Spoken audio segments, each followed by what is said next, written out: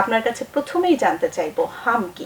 হাম হচ্ছে অতি সংক্রামক বা highly contagious virus infection. Virus দিয়ে মিজেলস ভাইরাস দিয়ে এই জ্বরটি হয় বা এই হামের ওষুধটি হয়। আমরা জানি যে হাম হলে খুবই সাধারণ দুটি লক্ষণ থাকে, যেটি হচ্ছে জ্বর হয় এবং শরীরে লালচে ভাব বা র্যাশ হয়ে থাকে। এগুলো ছাড়া হামের আসলে প্রধান লক্ষণগুলো কি কি? হাম যেহেতু একটি ভাইরাসজনিত রোগ, প্রথমেই সাধারণত দেখা যায় শিশুদের ক্ষেত্রে এটি তীব্র মাত্রার একটি জ্বর হয় এবং জ্বরের 4 থেকে 5 দিনের দিন দেখা যায় যে সারা শরীরে লাল লাল র্যাশ হতে পারে, চোখ লাল হয়ে যেতে পারে, যেটাকে আমরা বলছি কনজাংটিভাইটিস।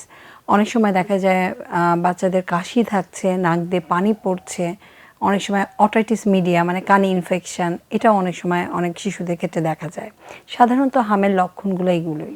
হাম তো একটি ভাইরাস জনিত রোগ, হাম কিভাবে ছড়ায়? প্রথমেই হচ্ছে এটা খুবই হাইলি কন্টাজিয়াস, মানে অসম্ভবভাবে এটা দ্রুত ছড়ায় এবং দেখা যায় যে একটি শিশু যদি আক্রান্ত হয় তার চারপাশে যদি 17, 18 বা 20টা শিশুকেও সে আক্রান্ত করতে পারে, এরকম এই জাতীয়। এবং এটা মূলত শ্বাস প্রশ্বাসের মাধ্যমে, এই যে শিশুরা যখন শ্বাস প্রশ্বাস নেয় তখন শ্বাস প্রশ্বাসের মাধ্যমে একটি শিশু থেকে অন্য শিশুতে আসলে সংক্রমিত হয়।